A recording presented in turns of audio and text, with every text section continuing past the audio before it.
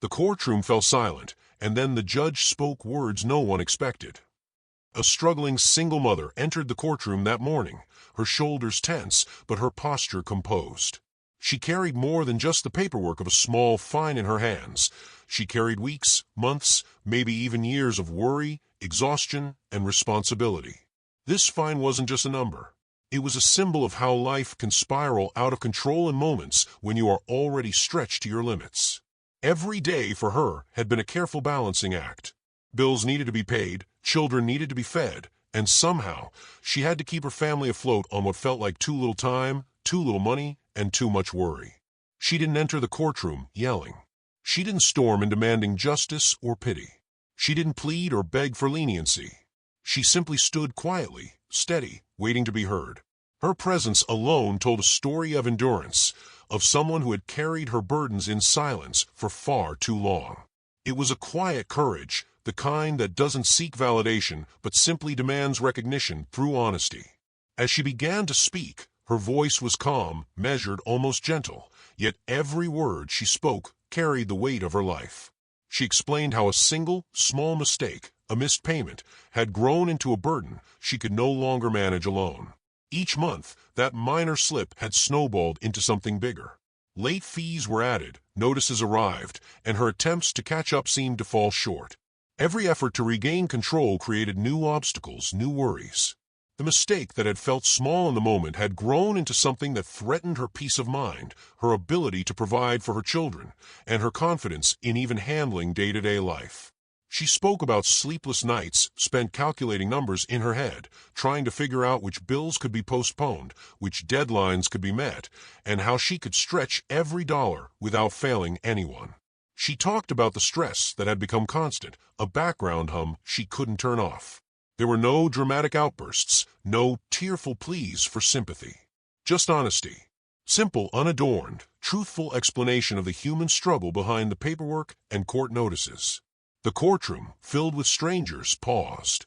The regular rustle of papers, the soft murmurs of spectators, the shuffling of feet, all of it faded into silence. You could feel the quiet that happens when people truly listen, when a story lands not as a narrative but as a lived reality. Everyone could sense that this case wasn't just about a fine. It was about life, responsibility, and circumstances beyond one's control.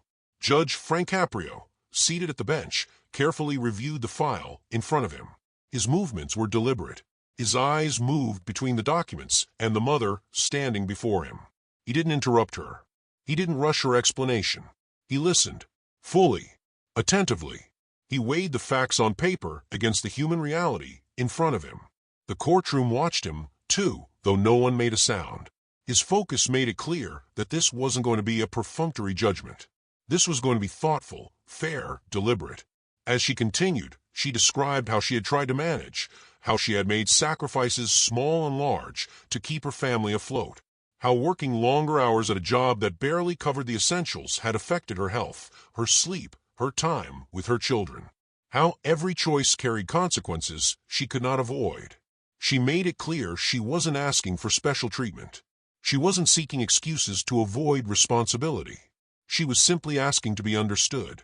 She was showing that responsibility and struggle can coexist, and that fairness requires seeing the whole person, not just the violation on a piece of paper. The courtroom remained quiet. Not the awkward, forced silence that sometimes fills rooms, but the kind of attentive stillness that comes naturally when truth is being spoken. People leaned in, even if only subconsciously, drawn by the gravity of her words. They could feel her burden. They could feel the weight of her decisions, her sleepless nights, her relentless efforts to keep life moving forward despite setbacks. As she finished her explanation, she lowered her eyes briefly, not out of shame, but in anticipation. She had done her part. She had spoken honestly. Now, she was waiting to see if that honesty mattered, if it would be seen. And in that silence, the courtroom collectively held its breath. It was a pause pregnant with tension. Not because anyone was afraid of a ruling, but because everyone sensed that this moment was more than a case number or a fine.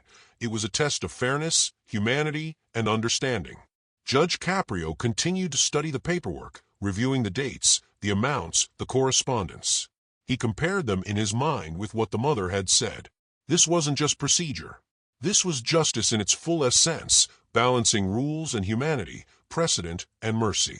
And as he did so, the mother remained steady, her quiet composure reflecting resilience, her face calm, but her heart undoubtedly racing. The courtroom, meanwhile, remained still. You could feel the tension in the air, the collective empathy, the subtle realization that sometimes the law intersects with life in ways that require more than enforcement. It requires listening, understanding, and careful consideration. Every spectator, every clerk, every member of the staff sensed that they were witnessing more than a routine hearing.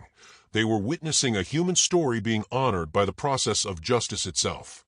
In that quiet, the struggle of a single mother, standing alone yet unbowed, filled the room. Her story, the weeks of worry, the sleepless nights, the constant juggling of responsibilities, was no longer invisible. It was acknowledged. It was part of the case now, and everyone in that room knew it. Judge Frank Caprio looked up slowly from the papers in front of him. It wasn't a dramatic gesture or an exaggerated pause for effect. It was calm, deliberate, and intentional, the kind of measured movement that immediately commands attention without ever raising a voice. The courtroom, already quiet after hearing the mother's honest account, seemed to grow even quieter. It was a subtle, almost tangible pause that signaled the weight of the moment, a signal to everyone present that what would happen next mattered far more than the typical rhythm of legal proceedings. The judge's gaze swept across the courtroom. He was not angry, nor was he overtly sympathetic. He was composed, focused, and present. There was a balance in his expression that conveyed authority without intimidation, fairness without rigidity. Every eye in the room followed him, some holding their breath, all sensing that this was no ordinary ruling. Finally he spoke. His voice was calm, controlled, steady. Each word was deliberate. "The law allows discretion," he said, "and discretion exists to be fair." It was simple, yet profound. Not because of legal jargon, not because it sounded dramatic, but because it carried meaning that transcended the written rules. Discretion, in his hands, was not a loophole. It was a responsibility, a moral and professional obligation to weigh each situation on its own merits, to see the humanity behind the facts. He acknowledged the violation. The fine existed for a reason. The rules were clear, and the system depended on them. But rules are not meant to operate in isolation from the realities of life. They are not intended to punish someone whose circumstances make compliance extraordinarily difficult. Judge Caprio's words, his demeanor, his decision reminded everyone present that the law is a tool for justice, not a weapon for cruelty. Then came the ruling. The fine was waived. It was not announced with fanfare. There was no dramatized pause, no emotional outburst. It was delivered calmly, with certainty, and with the weight of deliberate thought behind it. The words landed, and in that moment, relief washed over the mother, standing in front of him. She did not jump or shout. Her expression softened, shoulders dropping slightly, as if the burden she had carried for months had finally eased. The tension she had held in her body, so tightly wound from sleepless nights and relentless worry, slowly began to release. The courtroom remained quiet. Not awkwardly quiet, but quietly reverent. The silence was full of reflection, understanding, and respect. People weren't cheering or clapping. They were absorbing a lesson about what true justice looks like. This was not about entertainment or drama. This was a demonstration of fairness, compassion, and humanity. Judge Caprio spoke briefly to clarify, not to justify. He emphasized that rules matter. They are the foundation of law and order. But he reminded everyone that fairness sometimes requires looking beyond the black and white of written rules to the person standing in front of the law. Understanding context, acknowledging human struggle, and exercising discretion where appropriate, this is what separates punishment from justice. The mother, standing quietly, felt more than relief. She felt dignity restored. She felt that her honesty, her effort to face her mistakes and be truthful, had mattered. In a system where many people feel invisible, this moment affirmed that being seen, being understood, and being treated fairly still counted. She did not need applause or recognition. The fairness itself was acknowledgement enough. For everyone else in the courtroom, the moment shifted perspective. They realized that authority does not lose power when paired with compassion. The strength of the law is not in its severity alone, but in its capacity to balance rules with understanding. Real justice is not about making a spectacle. It is about listening first, assessing carefully, and then acting with both wisdom and empathy. The fine's dismissal was a quiet victory.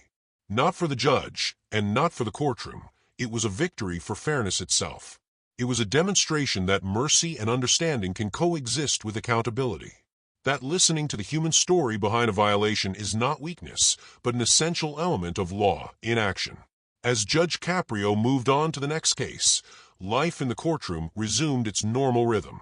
Papers shuffled, names were called, and the next hearings began. But the lesson of that moment lingered. The reminder that justice does not need to shout, that it earns respect through careful thought, empathy, and deliberate discretion, that it is strongest when it balances firmness with humanity. This stayed with everyone present. The mother left with more than financial relief. She left with validation, with dignity, with a quiet knowledge that, in that brief moment, the system had acknowledged her struggle and treated her fairly. And everyone who had witnessed it walked away with a reminder of what it means for law to truly serve the people it governs. In that quiet, profound way, Judge Frank Caprio's decision echoed far beyond the walls of the courtroom. It illustrated the power of discretion, the necessity of empathy, and the enduring truth that real justice listens before it punishes.